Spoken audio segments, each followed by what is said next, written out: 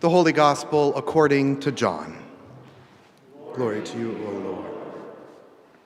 Now a certain man was ill, Lazarus of Bethany, the village of Mary and her sister Martha. Mary was the one who anointed the Lord with perfume and wiped his feet with her hair.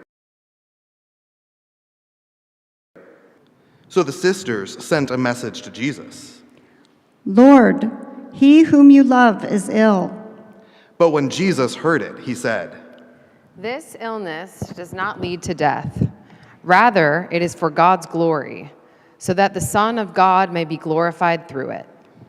Accordingly, though Jesus loved Martha and her sister and Lazarus, after having heard that Lazarus was ill, he stayed 2 days longer in the place that he was.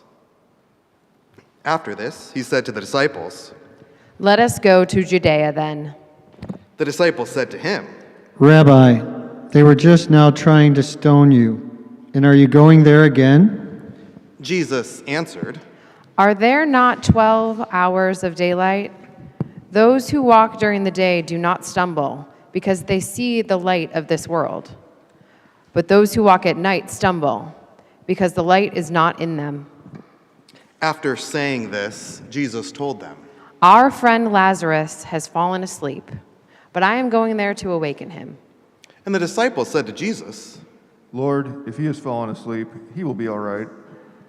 Jesus, however, had been speaking about his death, but they thought he was referring merely to sleep. Then Jesus told them plainly, Lazarus is dead.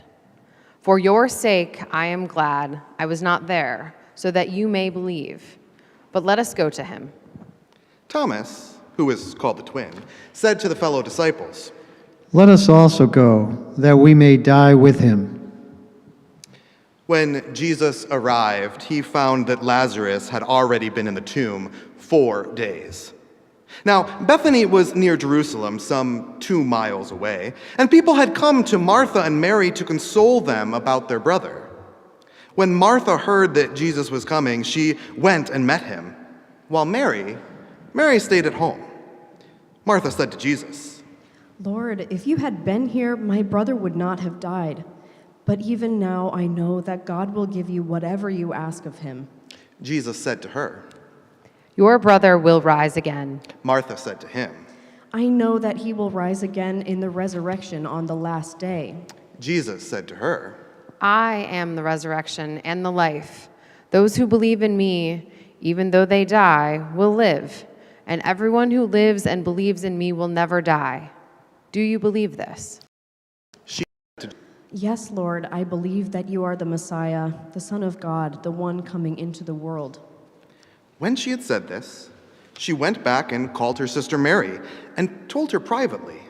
The teacher is here and is calling for you. And when she heard it, she got up quickly and went to him. Now, Jesus had not yet come to the village, but was still at the place where Martha had met him.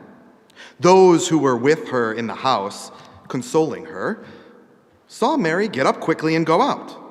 And they followed her because they thought that she was going to the tomb to weep there. When Mary came where Jesus was and saw him, she knelt at his feet and said to him, Lord, if you had been here, my brother would not have died. When Jesus saw her weeping, and the others who came with her also weeping, he was greatly disturbed in spirit and deeply moved. He said, Where have you laid him? They said to Jesus, Lord, come and see. Jesus began to weep.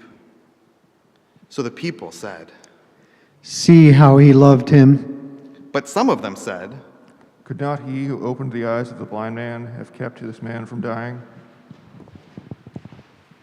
Then Jesus, again greatly disturbed, came to the tomb.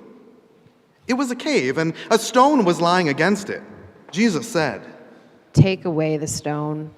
Martha, the sister of the dead man, said to him, Lord, there is already a stench because he's been dead for 4 days. Jesus said to her, Did I not tell you that if you believed, you would see the glory of God?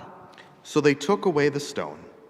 And Jesus looked upward and said, Father, I thank you for having heard me. I knew that you always hear me, but I have said this for the sake of the crowd standing here, so that they may believe that you sent me." When he had said this, he cried out with a loud voice. "Lazarus, come out." The dead man came out, his hands and feet bound with strips of cloth, and his face wrapped in a cloth. Jesus said to them, "Unbind him and let him go." Many of the people, therefore, who had come with Mary and had seen what Jesus did, believed in him. The Gospel of the Lord. Praise to you, O Christ. Please be seated.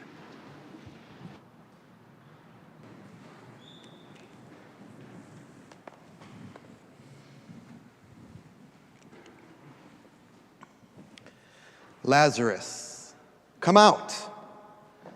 It's probably for me the most memorable line in today's gospel reading. And not only was it an emotional and relational climax to this particular story today, but it's also an important turning point for the entire gospel reading. You see, up to this point in John's gospel, Reverend Dr. Jennifer Garcia Bashaw describes Jesus as aloof, as minimally impacted by others around him. But here in this moment, Jesus is finally deeply moved, so much so that he ultimately weeps. And you see, from this point onward, Jesus will become increasingly more relational and affectionate.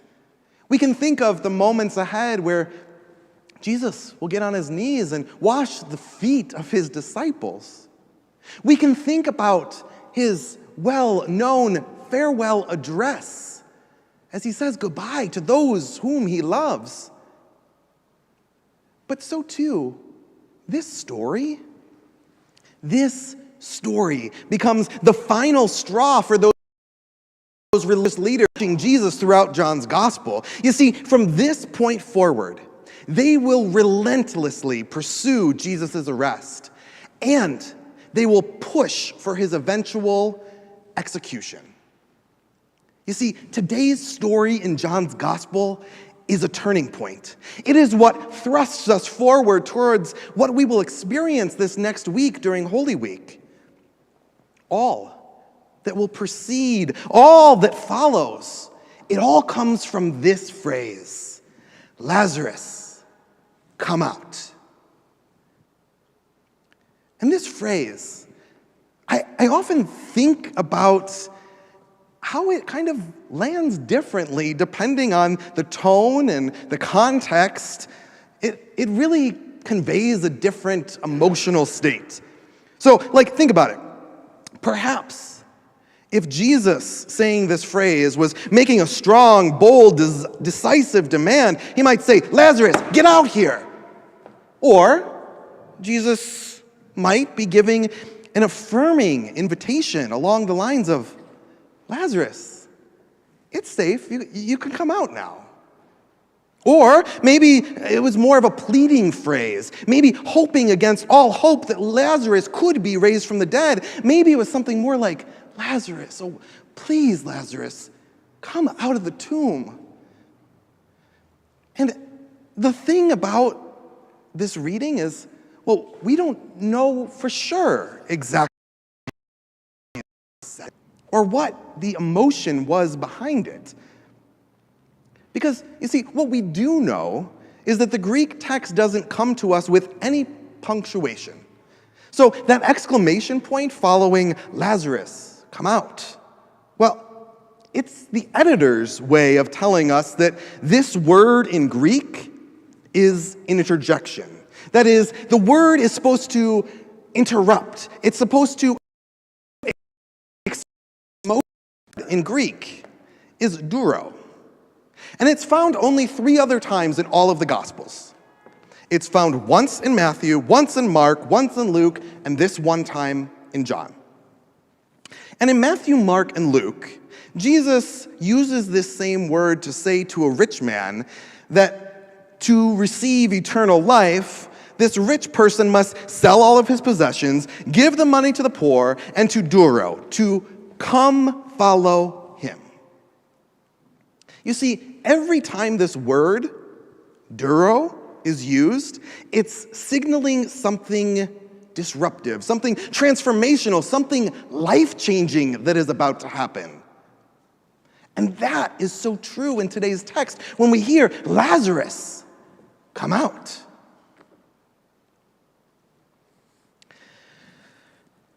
And as a queer person, of course, for me, this phrase come out particularly resonates in a different way. After all, the process of coming out to oneself and to others can be quite disruptive and transformational and life-changing, kind of all at once.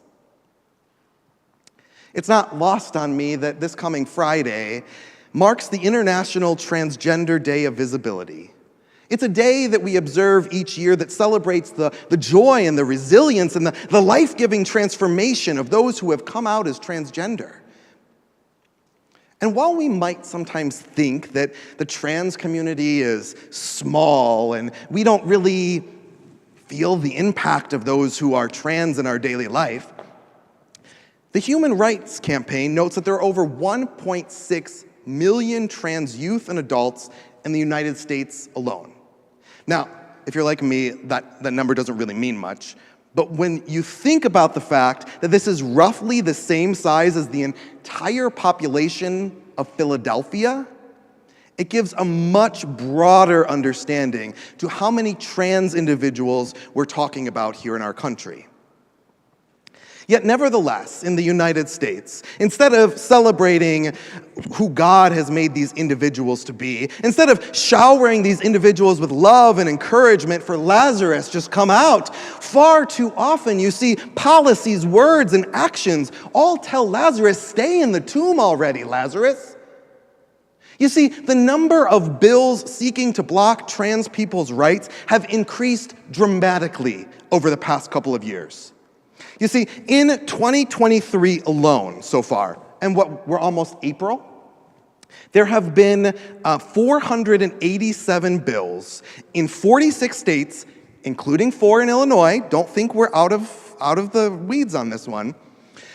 487 bills in 46 states that seek to block trans people from receiving health care or education or legal recognition, or just the right to publicly exist. And this is a growing epidemic. You see, the number of bills put out there in 2022 were twice the number from 2021. And they were 8 times the amount from 2020. 2020 to 2022, an 8-fold increase in the number of these anti-trans bills. You see, it's not too far away for us to think about how those religious leaders who were reacting to the all too common reality that Jesus' gift of transformation in life, well, they instead, what they wanted to do is they wanted to capture, torture, and execute that which brings life. And so too, here in our time, we see that again. We see people wanting to take that life-giving, transformational gift given by our God and instead capture it, torture it, execute it.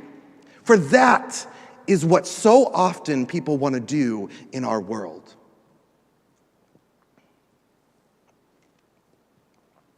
Yet earlier this week, in something that and I didn't write this here, so this is going to get me in trouble, but in something that I think has come quite late in the existence of the ELCA, and always still comes with a little bit of a caveat. Finally, the presiding bishop of our denomination said something of substance to this issue. Earlier this week, the presiding bishop, Elizabeth Eaton, reminded us that, quote, as a church, we affirm transgender and non-binary siblings as God's children who are loved unconditionally. About time. She went on to say that the teaching of our church supports legislation and policies to protect every person's human dignity and civil rights. Thank the Lord. You see, in other words, what presiding Bishop Eaton is finally saying is to those who are oppressed by these laws, to those who forgot that they are made in God's image, and to those who feel like crawling into the tomb again, Christ says, Lazarus, come out. And you see, as a church, we must take seriously that Jesus calls Lazarus, our trans siblings, and indeed our very selves, to live fully and abundantly.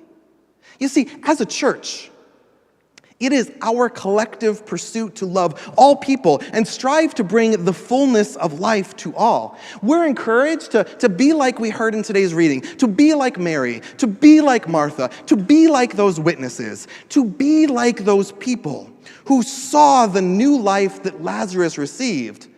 And then we are called, you and I, we as a people, we are called to love and support those people going through transitional journeys of self-acceptance and authenticity. After all, we know that the pursuit of abundant life is often not easy. And it's not always a journey that we can understand, but nevertheless, here, we are called to be the ones who cry out, Lazarus, come out. As a congregation, we say, Lazarus, we affirm your pronouns. Lazarus, we resist laws that destroy life. Lazarus, we are committed to building an affirming environment. Lazarus, we promise to support the laws that bring about God's vision for an abundant life. Lazarus, come out.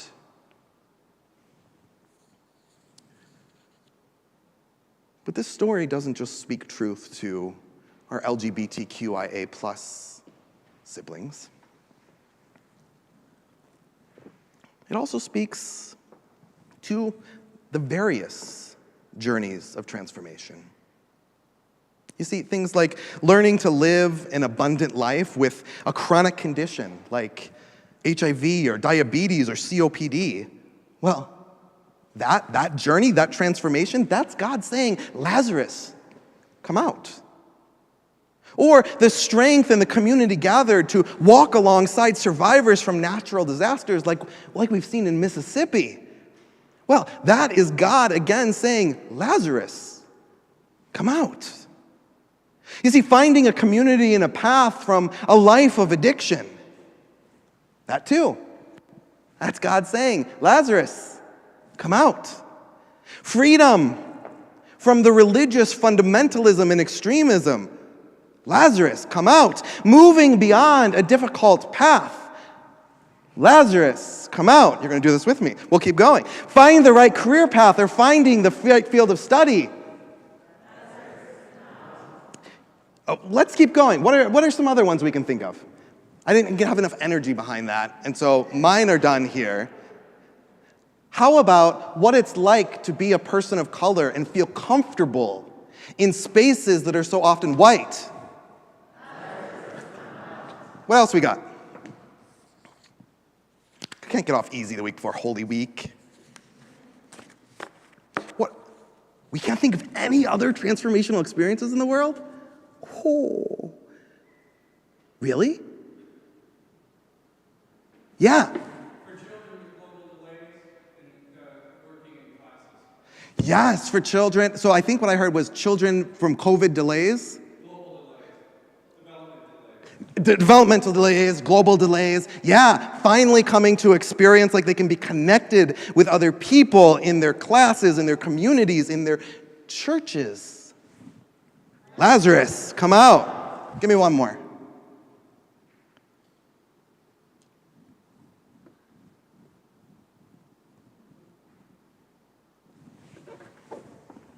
Come on, we can think of one more. I gave you like 6.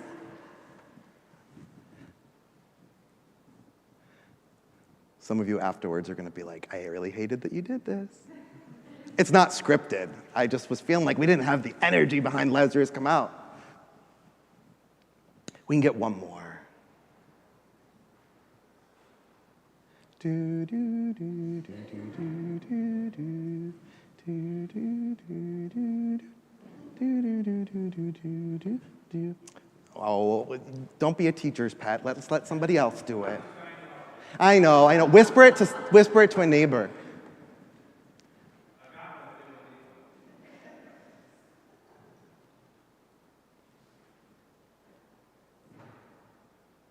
Well, we might not need to do a long silence, Vicar.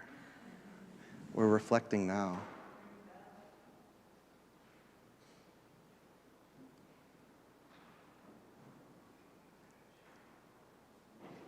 Transformation in the world. Female professionals finally helping to close the pay gap for women in all of our various career paths and industries. We can think about immigrants coming to this country, right? And the ways that it feels like maybe especially if they're refugees, coming from places where they feared living and being to now being in safe places. This list, we could go on and on and on all day with ways that transformation is present. You see, over and over again, everywhere that we look, we see our God declaring time and again, Lazarus, come out. Now you've got it because you're like, I want him to just get down from there. But you see, this is what today's gospel is all about, right? It's all about how we are coming to notice God will stop at absolutely nothing to free us from the forces of oppression and death and destruction. And that our God is hopelessly, helplessly, madly in love with you, with me, with all of creation. It is God's deepest desire for us to transform it so that we might experience this abundant life. And then, here's the real kicker. As we begin to experience that transformation, as we begin to see it in the world, in our daily lives, in people's lives around us, well, then we are empowered to have that opportunity to bring new life to all of those around us. We are encouraged to stand up for those on the margins, to advocate for transformation, and to financially support those in need. And all of that work that we do, the practice that we did today of helping to identify transformation in our lives, in our community, and other people's lives, all of it. We do that, we come here, we experience that, all so that we might embrace Christ's words. Lazarus, come out. Amen.